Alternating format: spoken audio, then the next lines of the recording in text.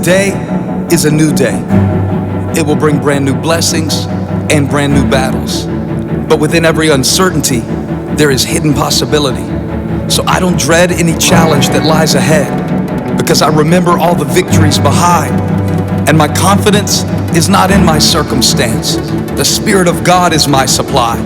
I'm steady under pressure, and I'm ready for whatever, because whatever comes my way today, the outcome is I overcome. Christ is in me. I am enough. I can handle it. I can't afford to stay afraid or let my faith hesitate. My purpose is at stake, and He who called me is faithful. His strength in me is greater than any pain I feel or enemy I face. The promise of God is mine for the taking.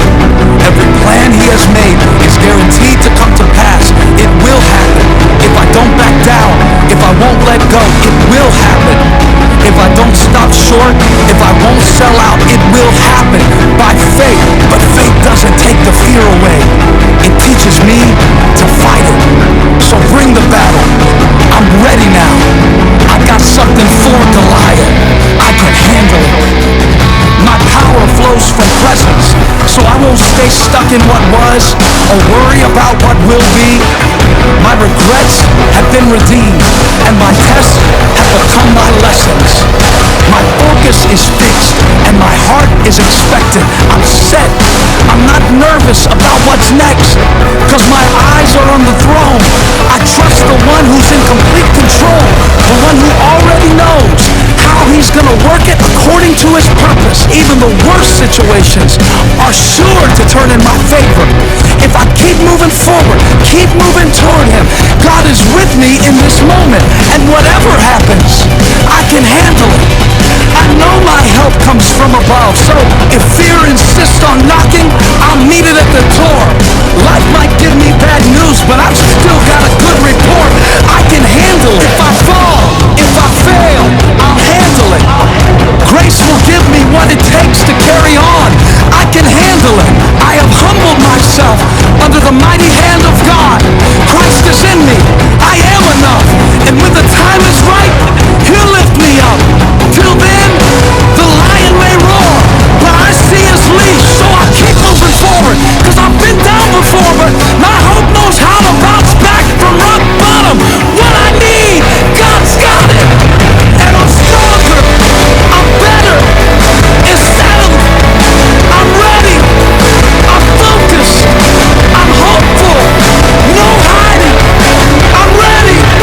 I'm stronger. I'm better. It's settled. I'm ready. I'm focused. I'm hopeful. No hiding. I'm ready. I'm stronger. I'm better. It's settled. I'm ready. Resilient. Dependent. I know He'll deliver. I'm strong and courageous. The one who is able is greater than all. Bring it on. In His name, I can handle it. I'm so pumped that you are here and you are a part of Switch, because I believe it is the best place to be on a Wednesday night. And I believe that God has something great for you here. You know, when we're growing up, we all have one dream. One dream we all have. That's right, it's to go to Disney World. And last year, after 27 years of waiting, my dream finally came true. And it was magical.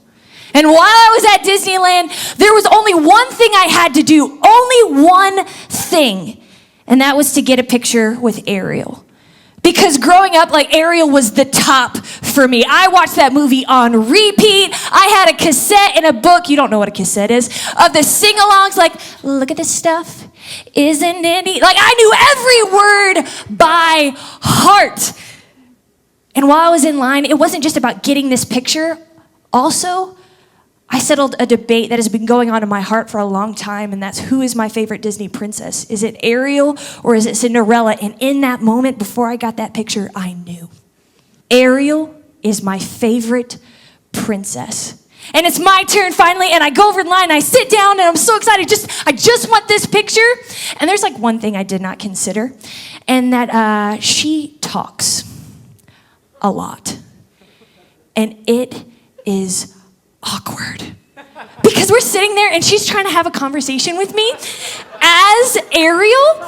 And she's asking me things like, how far did I swim here? And all that. And all of a sudden, like, reality just punches me in the face. And I realize that I am a grown woman sitting next to another grown woman wearing a fishtail.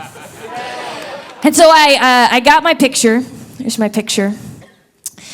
And I walk out and I leave and I say, Cinderella.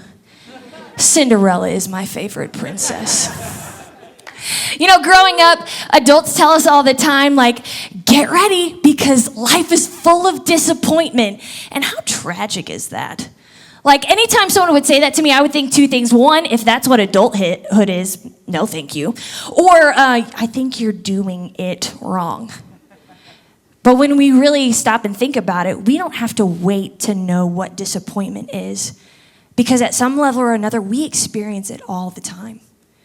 Maybe for you, you go into a new school year, a new school, and you're like, it's gonna be better this year. And so far, it's not. We get so excited about plans that we have, and we're gonna tell everybody we get to do this, and then it doesn't happen.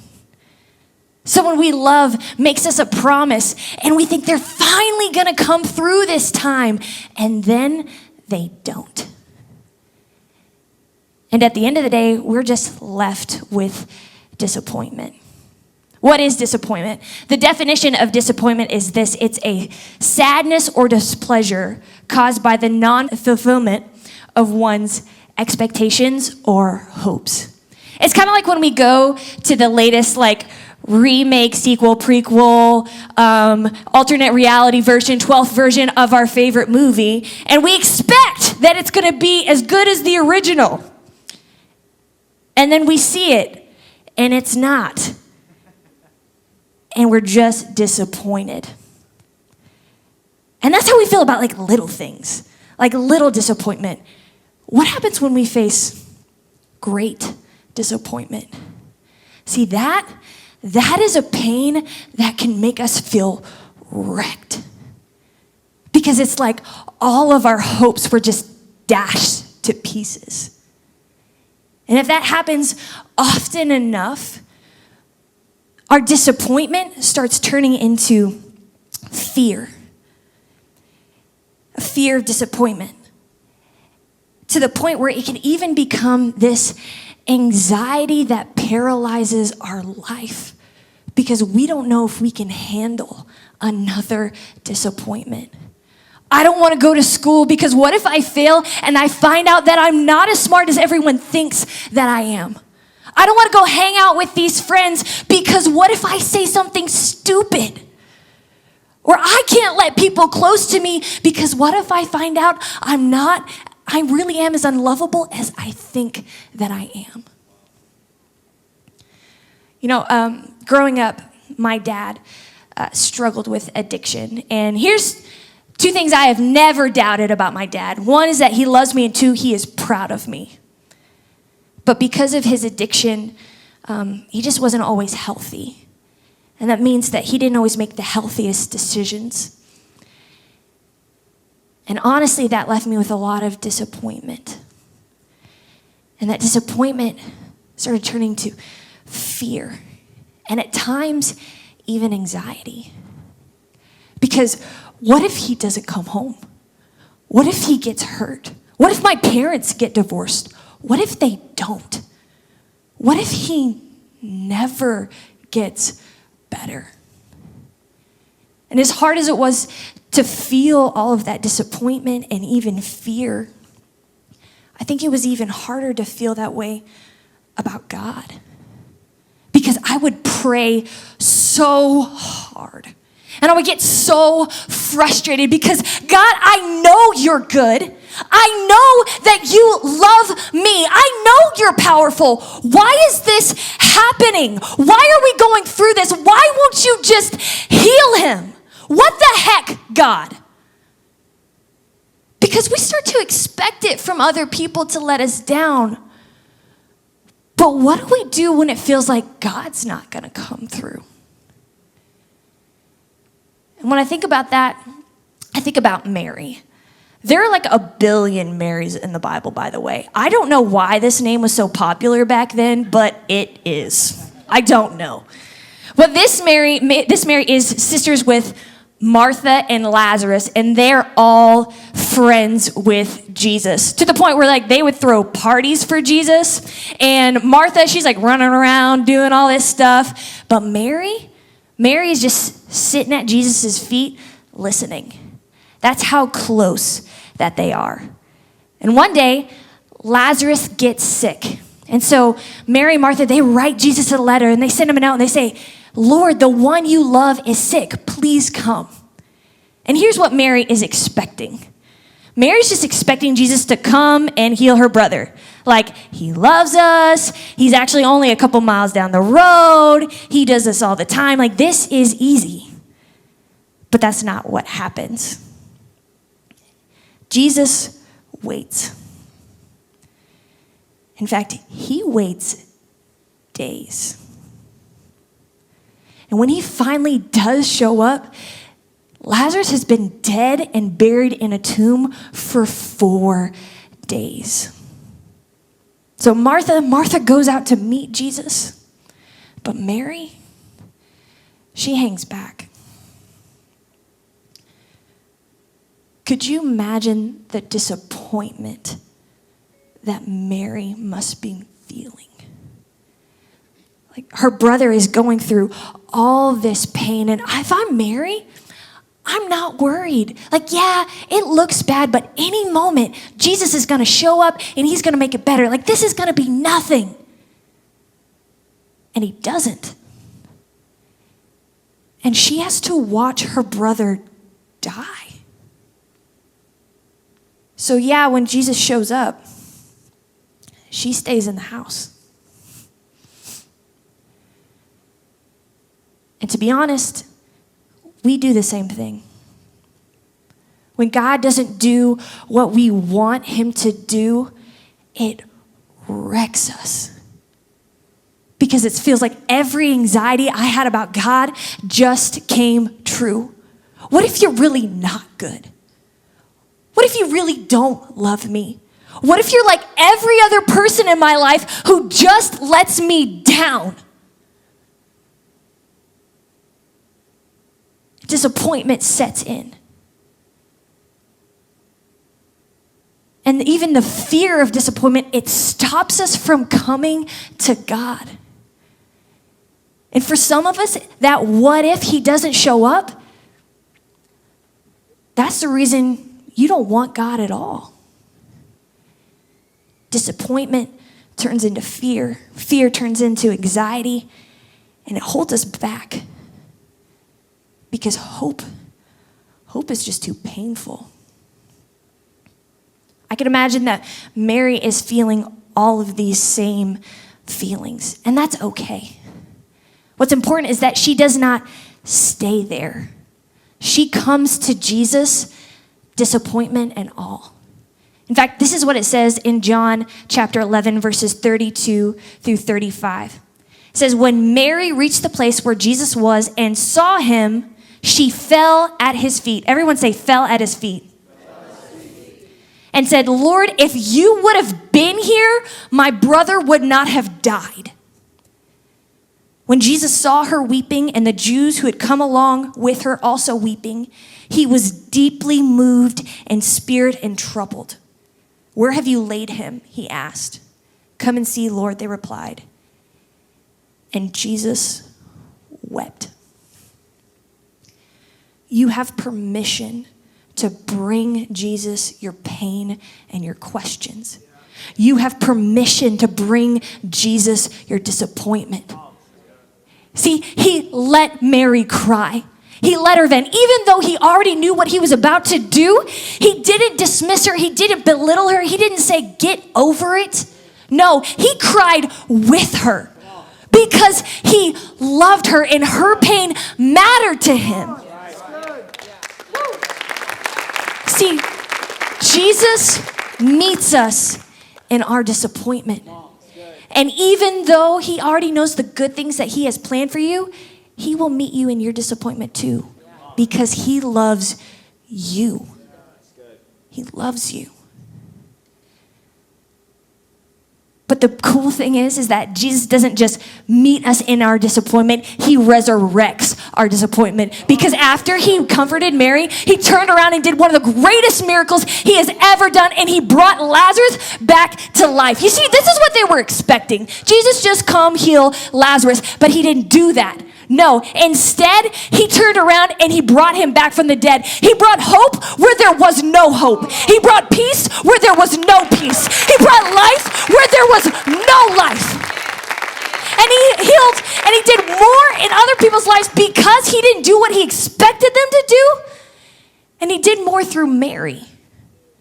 You see, through her disappointment, he didn't just do something for her. He did something in her. And we know that because it shows us afterwards they do what they do. They throw Jesus another party. And Mary, she's back at Jesus' feet. But this time she's not just listening. In a great act of worship, she takes the most expensive thing she has. It's just a bottle of perfume. And she pours it on Jesus' feet.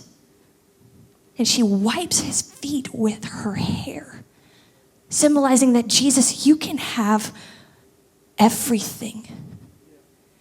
He didn't do what Mary expected him to do. No, he exceeded her expectations. And because of that, through her disappointment, he deepened their relationship. They went from listening at his feet to crying at his feet to laying down her life at his feet. You know, I told you earlier about my dad, and God did not do what I wanted him to do when I wanted him to do it. He actually did something more. Because I went through that, I had to seek God. And when I did, he gave me peace when I needed peace. He gave me hope when I needed hope. He gave me strength when I needed strength. And he healed my hurt. And now, I don't think I would have the relationship with God that I do if I hadn't gone through that. So what about you? Are you disappointed because things didn't go the way that you wanted them to? Are you disappointed because what's happening to you or what has happened to you? Are you letting that turn into this anxiety that holds back and controls your life? What do we do when it feels like God's not gonna come through? We're gonna be disappointed sometimes. But unfortunately, so many of us have let us rob our hope. We've let our disappointment and our anxiety affect our life and keep us stuck. But God wants to meet you in your disappointment. He wants to bring life and hope where you need it. And do more in and through you than you ever expected possible. So how are you going to deal with your disappointment? Are you going to lean back, stay away? Or are you going to lean in and allow God to meet you there? God, I thank you for these students. I thank you that you are in this place.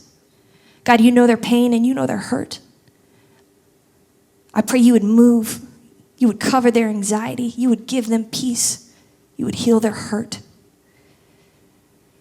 As we continue praying with heads still bowed and eyes still closed, there's some of you here and you're hurting. You've been disappointed, maybe by God, maybe by other people. There are some of you here, you've let your anxiety turn into fear. You've let it hold back your life and stop you from living the life that God intended you to have.